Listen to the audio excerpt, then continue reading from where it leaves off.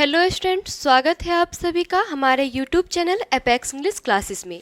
आज हम लोग हमारे पाठ्य पुस्तक का जो 12th चैप्टर है तिरिच, उसके सब्जेक्टिव क्वेश्चन को देखेंगे जो कि हमारे एग्जाम की दृष्टि से काफ़ी इम्पोर्टेंट है। तो चलिए शुरू करते हैं। जो हमारा 12th चैप्टर है ये क्या है? तिरिच, और इसके लेखक है उदय प्रकाश।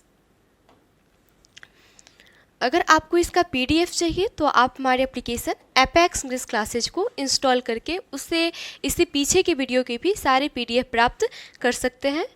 साथ ही इसके पीछे के वीडियो को अगर आप लोगों ने नहीं देखा है तो आप हमारे प्लेलिस्ट से उसे प्राप्त कर सकते हैं। तो चलिए शुरू करते हैं। हम 3 फेज में क्वेश्चनों को देखते हैं, 2 अंक स्तरीय, 4 अंक स्तरीय और 5 अंक स्तरीय।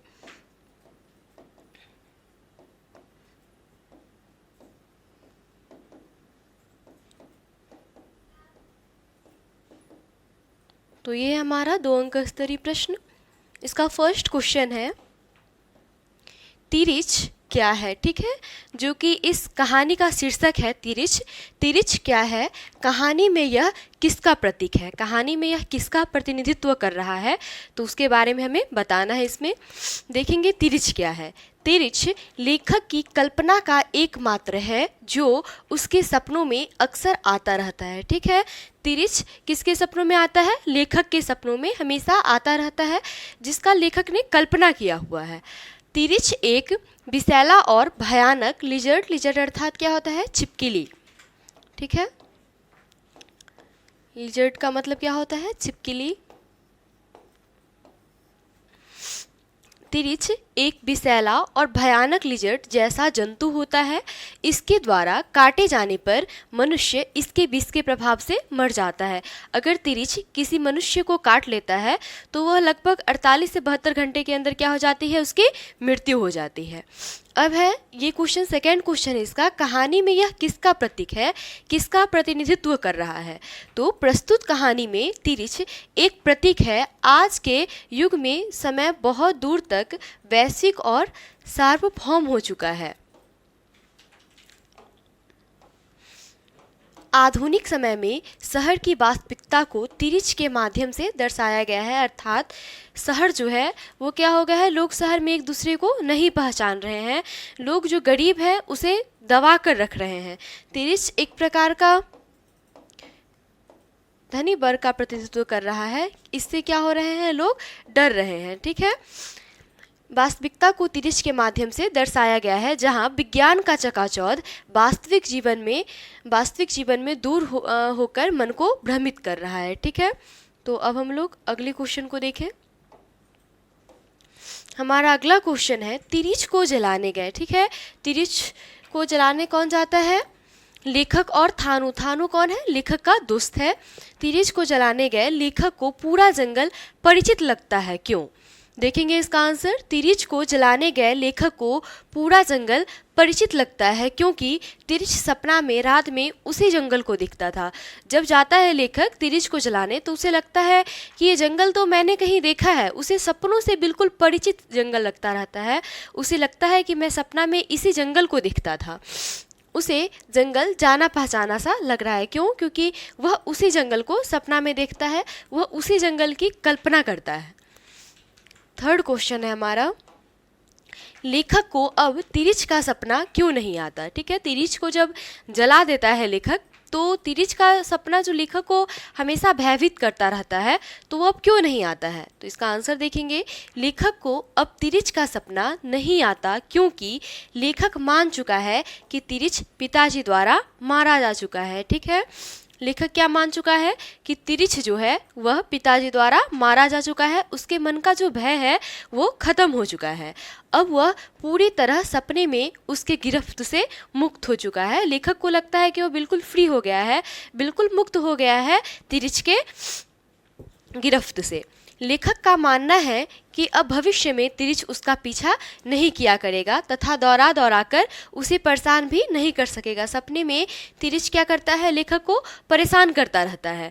उसे दौड़ा दौड़ा कर लेखक पेड़ पर चढ़ जाता है, तो कभी वो सपने में उसका जो अस्त्र है लेखक का, वो क्या है, उसका आवाज़ है। तो वो आवाज़ निकालने की कोशिश करता है तिरिच के डर से, लेकिन वो भी उसे नहीं निकल पाता रहता है सपने में आवाज़। तो मेन रूप से लेखक को अब तिरिच का सपना क्यों नहीं आता है, क्योंकि लेखक क्या मान चुका है कि तिरिच पिताजी द्वारा मारा जा चुका है। उसके मन से यह भय दूर हो गया है तिरिच का। तो अब हम लोग अगले क्वेश्चन को देखें। हमारा अगला क्वेश्चन है, लेखक के पिताजी के चरित्र का वर्णन करें। ठीक है, तो पहले तुम उनके व्यक्तित्व को दर्शाएंगे कि वो किस प्रकार के थे, उनकी एज कितनी थी। लेखक के पिताजी 55 साल के दुबले पतले व्यक्ति थे। ठीक है, ये काफ़ी इंपॉर्टेंट है कि लेखक के पिताजी कितने वर्ष के थे, ये पूछा जा चुका है 2022 के एनुअल एग्जाम में, साइंस में था। ठीक है, कि लेखक के पिताजी की उम्र कितनी है तिरिच कहानी में। तो लेखक के पिताजी 55 साल के दुबले पतले व्यक्ति थे। वे सोचते ज़्यादा थे और बोलते कम थे। उनके मुंह में हमेशा क्या भरा रहता था, तंबाकू भरा रहता था। परिवार के लोग उनसे सहमे सहमे से रहते थे। किनसे, पिताजी से। वे प्रायः अपने मुंह में तंबाकू भरे रहते थे। कौन, लेखक के पिताजी। लेखक के पिताजी एक विद्यालय के प्रधानाध्यापक थे और उनका नाम क्या था, उनका नाम है राम स्वारथ प्रसाद। ठीक है, इस कहानी में उनका क्या नाम दिया गया है, राम स्वारथ प्रसाद, जो कि हेड मास्टर थे और हेड भी थे ग्राम ऑफ वकीली के। शहर से उनका औपचारिक संबंध था। शहर की जीवन शैली उन्हें बिल्कुल पसंद नहीं थी। पिताजी को शहर की शैली बिल्कुल पसंद नहीं थी, उन्हें शहर जाना अच्छा नहीं लगता था। ठीक है, हम लोगों ने 2 अंक स्तरीय प्रश्न को देखा है जिसकी संख्या 4 थी। अब हम लोग 4 अंक स्तरीय प्रश्न को देखेंगे। तो इसका फर्स्ट क्वेश्चन है, व्याख्या करें। ठीक है, आप लोग के एग्जाम में व्याख्या करें या अर्थ स्पष्ट करें, ऐसे करके 4 अंक स्तरीय क्वेश्चन आता है जिसकी संख्या कितनी रहती है, 4 रहती है। 2 गद्य भाग से रहता है और 2 पद्य भाग से रहता है। तो इसे हम देखेंगे। फर्स्ट क्वेश्चन है, व्याख्या करें। वैसे धीरे धीरे मैंने अनुभवों से जान लिया था कि आवाज़ ही ऐसे मौके पर मेरा सबसे बड़ा अस्त्र है। ठीक है, तो पहले तो अगर इस टाइप का क्वेश्चन दे देता है हमें, तो पहले हम क्या करते हैं, चैप्टर का इंट्रोडक्शन और इसके राइटर कौन है उसको लिखते हैं। ठीक है, तो यहाँ पे क्या होगा, हम फर्स्ट में लिखेंगे chapter name and writer name, इसके लेखक कौन है उसको। फिर साथ में इस पंक्ति के माध्यम से लेखक क्या कहना चाह रहे हैं, ठीक है, या क्या संदेश देना चाहते हैं, तो उसे हमें बताना है। तो देखेंगे इसका आंसर, प्रस्तुत पंक्तियाँ उदय प्रकाश लिखित। ठीक है, किसके द्वारा लिखा गया है, उदय प्रकाश द्वारा लिखा गया है और तिरिच पाठ से लिया गया है, तिरिच कहानी से लिया गया है। तिरिच एक जादू यथार्थ कहानी है, मतलब कल्पनात्मक कहानी है, कल्पना किया गया है इसका। तिरिच का एक तरीके से जो लेखक है वो कल्पना करते हैं पहले। प्रस्तुत पंक्ति के माध्यम से लेखक ने कहा है कि उन्हें सपनों में हाथी और तिरिच से, ठीक है, लेखक को सपने में सबसे ज़्यादा डर किससे लगता था, तिरिच और हाथी से। तिरिच और हाथी से लेखक को सबसे ज़्यादा डर लगता था। प्रस्तुत पंक्ति के माध्यम से लेखक ने कहा है कि उन्हें सपनों में हाथी और तिरिच से काफ़ी डर लगता था। ठीक है, 2 चीज़ों से लेखक को डर लगता था, हाथी और तिरिच। तिरिच द्वारा लेखक के पीछे पड़ जाने के कारण उससे पीछा छुड़ाने के लिए लेखक को परेशानियों का सामना करना पड़ता था। लेखक सपने में देखते थे कि तिरिच मेरे पीछे पड़ गया हुआ है और उससे बचने के लिए मैं कभी पेड़ पर चढ़ जा रहा हूँ तो कभी कहीं जा रहा हूँ। तो ये क्या है, पीछा छुड़ाने के लिए लेखक को परेशानियों का सामना करना पड़ता था नींद में, ठीक है, सपनों में। लेखक को ऐसे समय अपनी आवाज़ ही सबसे बड़ी सहायक अस्त्र प्रतीत होती थी, क्योंकि आवाज़ लगाने से क्या होती थी, लेखक की नींद टूट जाती थी और वह भयमुक्त हो जाता था। ठीक है, याद रखिएगा ये। लेखक को सपने में किस चीज़ से ज़्यादा डर लगता था, तो हाथी और तिरिच। काफ़ी इंपॉर्टेंट है ये, ऑब्जेक्टिव में भी पूछा जाता है। तो अब हम लोग अगले क्वेश्चन को देखते हैं। हमारा अगला क्वेश्चन है व्याख्या करें। ये भी 4 अंक स्तरीय ही है। तो यह जैसे जब मेरी फीस की बात आई थी, ठीक है, जैसे जब मेरी फीस की बात आई थी उस समय हमारे पास का आखिरी गिलास भी गुम हो चुका था और सब लोग लोटे में पानी पीते थे। ठीक है, तो पहले लिखेंगे यह किस चैप्टर से लिया गया है और इसके राइटर कौन है, और फिर इस पंक्ति के माध्यम से लेखक क्या बताना चाह रहे हैं उसको हम बताएंगे। ठीक है, तो देखेंगे यहाँ पर चैप्टर एंड राइटर नेम। प्रस्तुत पंक्तियाँ उदय प्रकाश लिखित। ठीक है, किसके द्वारा लिखा गया है, तो उदय प्रकाश द्वारा लिखा गया है। तिरिच कहानी से लिया गया है। लेखक ने प्रस्तुत कहानी के माध्यम से, प्रस्तुत कहानी अर्थात तिरिच कहानी के माध्यम से आधुनिक समाज में व्याप्त शोषण तथा उत्पीड़न की प्रवृत्ति का तिरिच की भयंकर छवि के रूप में निरूपण किया है। कि जिस प्रकार समाज में निम्न वर्गों को दबा करके रखा जाता है, ठीक उसी प्रकार तिरिच से लोग डरते हैं। ठीक है, उससे पीछा छुड़ाकर भागते हैं। आर्थिक विपन्नता की स्थिति बड़ी भयावह होती है।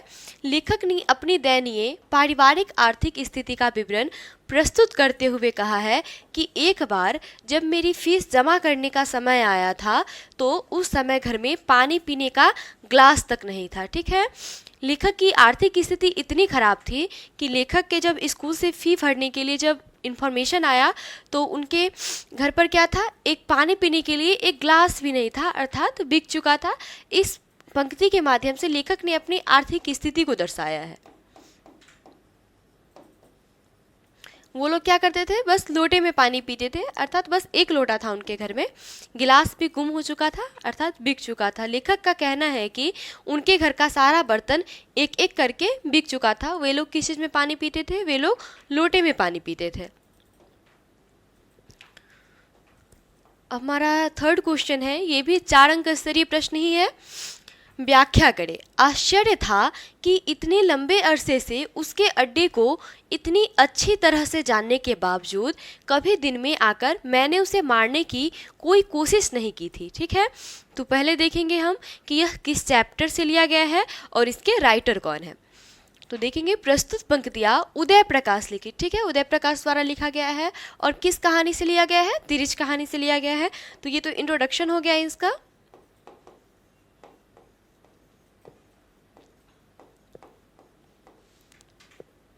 अब इस पंक्ति के माध्यम से लेखक क्या कहना चाह रहे हैं, लेखक का जो विचार है उसको हम देखेंगे।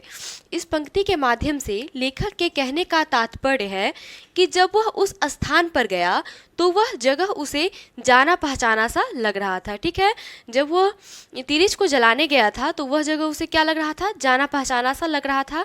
तिरिच का जो अड्डा था जहाँ पर तिरिच रहता था तो वह काफ़ी जाना पहचाना सा लग रहा है किसे, तिरिच, ये लेखक को। किसका अड्डा, तो तिरिच का अड्डा। कीकर के बूढ़े, कीकर एक वृक्ष का नाम है, कीकर के बूढ़े वृक्ष जिस पर शहद के छत्ते थे, चट्टान, जमीन, घास आदि को भी पहचान लिया। किसने, लेखक ने। वह सपने में ऐसी ही चित्रों की अवलोकन किया करता था जहाँ चट्टान के ऊपर वाली दरार में कौन रहता था, तिरिच रहता था। लेखक को यह सब बिल्कुल परिचित लग रहा था। उसे लग रहा था कि जैसे मैं इस जगह को जान रहा हूँ। ठीक है, इस जगह से परिचित हूँ।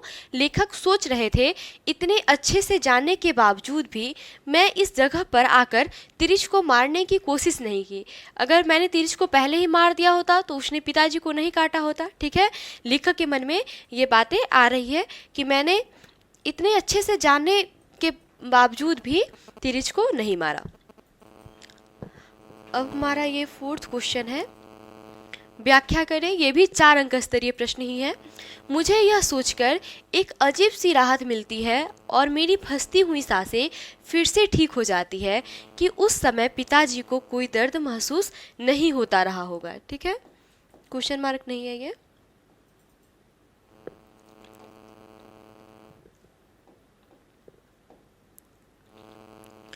इसका आंसर है प्रस्तुत पंक्तियाँ उदय प्रकाश लिखित तिरिच कहानी से लिया गया है। ठीक है, किस कहानी से लिया गया है, ये तिरिच कहानी से, और इसके लेखक कौन है, उदय प्रकाश। प्रस्तुत पंक्ति के माध्यम से लेखक कहना चाहते हैं कि शहर जाकर पिताजी हिंसक कार्रवाइयों के शिकार हो चुके थे। ठीक है, लोग उन्हें मार रहे थे असामाजिक तत्व समझकर।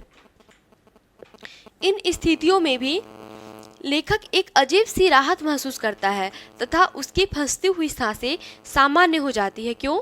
वह ऐसा अनुभव करता है कि उसके पिताजी को अब कोई दर्द महसूस नहीं हो रहा होगा। लेखक का क्या मानना है देखेंगे इसमें।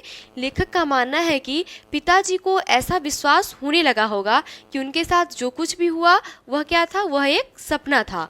उनकी नींद खुलते ही सब ठीक हो जाएगा। अर्थात जो लोग उन्हें असामाजिक तत्व समझ करके, अपराधी प्रवृत्ति का समझ करके मार रहे हैं, तो पिताजी को यह सब दर्द का महसूस नहीं होता होगा। उन्हें लगेगा ये क्या है, ये एक सपना है। उनकी नींद खुलते ही यह सब ठीक हो जाएगी। लेखक अपने सपनों की तुलना किससे कर रहे हैं? अपने पिताजी से कर रहे हैं। संभवतः हिंसात्मक भीड़ द्वारा उनके पिताजी की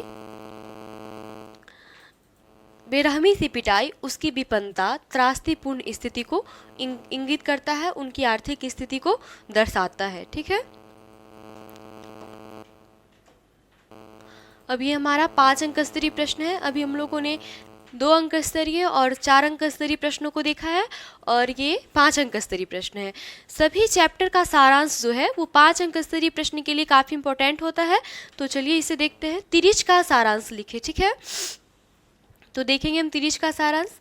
तिरिच कहानी के लेखक उदय प्रकाश है। ठीक है, पहले तो यहाँ पे हम देखते हैं इंट्रोडक्शन। ठीक है, चैप्टर के लेखक कौन है और चैप्टर में क्या बताया गया है, मतलब कि इस चैप्टर में किस चीज़ का वर्णन किया गया है। फिर हम इस स्टोरी की तरफ चलते हैं। तिरिच कहानी के लेखक उदय प्रकाश है। यह कहानी एक उत्तर आधुनिक त्रासदी है। आज के युग में समय बहुत दूर तक वैश्विक और सार्वभौम हो चुका है। अर्थात तिरिच की जो तुलना है वो समाज के शहर के वर्गों से की जा रही है। तिरिच का केंद्रीय भाव लेखक के पिताजी से संबंधित है। इस कहानी का संबंध लेखक के सपने से भी है। ठीक है, लेखक सपना में बार बार तिरिच को देखता रहता है कि तिरिच उसे बार बार परेशान कर रहा है। इस कहानी में शहर और गांव के जीवन का तुलनात्मक अध्ययन प्रस्तुत किया गया है। लेखक के पिताजी 55 साल के दुबले पतले व्यक्ति हैं। ठीक है, कितने साल के हैं लेखक के पिताजी? 55 साल के। उनकी उम्र कितनी है? 55 साल। वे सोचते अधिक और बोलते कम हैं। लेखक के घर की आर्थिक स्थिति संतोषजनक नहीं थी, क्योंकि जब उनकी फी की बात आई थी तो उनके घर में एक गिलास भी नहीं था। एक दिन शाम को जब वह टहलने निकले, कौन? लेखक के पिताजी। ठीक है, लेखक के पिताजी, उन्हें तिरिच जो एक छिपकली जैसा भयानक तथा जहरीला जंतु होता है। ठीक है, तिरिच क्या है?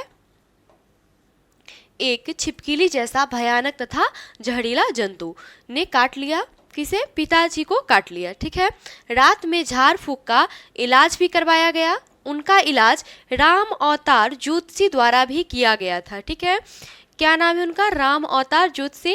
ये काफ़ी इंपॉर्टेंट है, पूछा जाता है कि वैद्य का क्या नाम था। ठीक है, वे राम अवतार जो है वे वैद्य और ज्योतिषी दोनों हैं। तो रात भर लेखक के पिताजी का इलाज जो है वहीं पे करवाया गया था राम अवतार जी के द्वारा ही। धतूरे की बीज को पीसकर, ठीक है, औषधि जो बनाई गई थी उसका नाम दिया गया है। धतूरे की बीज को पीसकर उबालकर काढ़ा बनाकर उन्हें पिलाया गया। उसके बाद वे शहर के लिए निकले। उनकी स्थिति देखकर लोग उन्हें असामाजिक तत्व का अर्थ होता है अपराधी प्रवृत्ति के। ठीक है, अपराधी प्रवृत्ति के समझकर पिटाई करनी शुरू कर दी। अंत में वे इताबड़ी कॉलोनी, एक जगह का नाम है इतवाड़ी कॉलोनी, ठीक है, वहाँ उनको कहते सुना गया, मैं Ram Swarth Prasad ex school headmaster and village head of ग्राम बकेली। ठीक है, उनका नाम क्या था? राम स्वार्थ प्रसाद। ठीक है, लेखक के पिताजी का क्या नाम था? राम स्वार्थ प्रसाद, और वे एक स्कूल में हेड मास्टर थे। वही बोल रहे हैं वो, ex school headmaster and village head of ग्राम बकेली। और उनके गांव का क्या नाम है? ग्राम बकेली है, बकेली उनके गांव का नाम है, और वहाँ के वो मुख्य थे, हेड थे। ठीक है, लेकिन लोग उन्हें पागल समझकर पीटने लगे। अंत में मोची की दुकान के अंदर वे चले गए और कुछ ही देर में उनकी मृत्यु हो गई। ठीक है, इस प्रकार इस कहानी के माध्यम से लेखक ने आधुनिक शहरों में पसर रहे विकृतियों एवं विसंगतियों के बारे में बताया गया है। लेखक के अनुसार दुर्बल व्यक्ति को इसी प्रकार के दमन एवं हिंसा का शिकार होना पड़ता है। ठीक है, जो दुर्बल व्यक्ति है उन्हें इसी प्रकार के दमन एवं हिंसा का शिकार होना पड़ता है। लोग उन्हें असामाजिक तत्व समझकर पीटने लग जाते हैं। वह उनसे दूर भागने का प्रयास करता है जिससे प्राण की रक्षा की जा सके। सेम तिरिच से, ठीक है, तिरिच जो इसका नाम दिया गया है और तिरिच से ही इसका संबंध बताया गया है, क्योंकि तिरिच से लोग इसे इसलिए डरते हैं कि इससे प्राण रक्षा की जा सके। सेम उसी प्रकार दर्शाया गया है कि दुर्बल व्यक्ति को इसी प्रकार के दमन एवं हिंसा का शिकार होना पड़ता है। वह उनसे दूर भागने का प्रयास करता है जिससे प्राण की रक्षा की जा सके। ठीक है, तो आज हम लोगों ने 2 अंक स्तरीय, 4 अंक स्तरीय और 5 अंक स्तरीय प्रश्नों को देखा।